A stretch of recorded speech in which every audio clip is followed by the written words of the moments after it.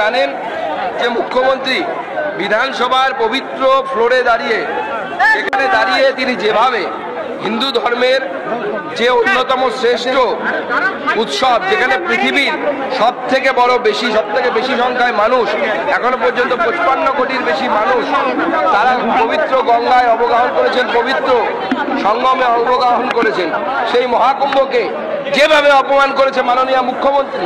পুজো পার্বণ আমাকে শিখিয়ে লাভ নেই। মহাকুম্ভ আমি নাইবা বললাম, ওটা এখন মৃত্যু কুম্ভ হয়ে গেছে। জিহাদিদেরকে খুশি করার জন্য, আনসারুল বাংলাকে খুশি করার জন্য, জামাতকে খুশি করার জন্য এবং ভোটের সময় এদেরকে কাজে লাগানোর জন্য বাংলাদেশ এবং তার সংলগ্ন অঞ্চলে তাদেরকে দিয়ে ভোট করানোর জন্য ভারতীয় জনতা পার্টি এটাকে মেনে নেবে না।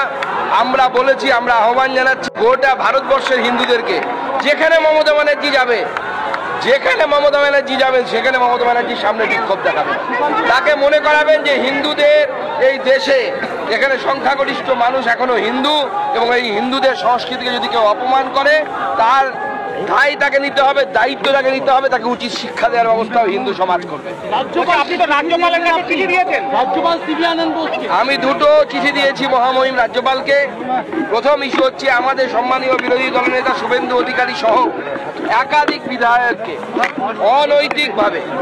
অনৈতিকভাবে আমাদের বিধায়কদেরকে সাসপেনশনে রাখা হয়েছে, বিধায়কদেরকে সাসপেন্ড করা হয়েছে কোনো সেই ধরনের ইস্যু ছাড়াই। আমরা দেখতে পাচ্ছি যে মহাকুম্ভ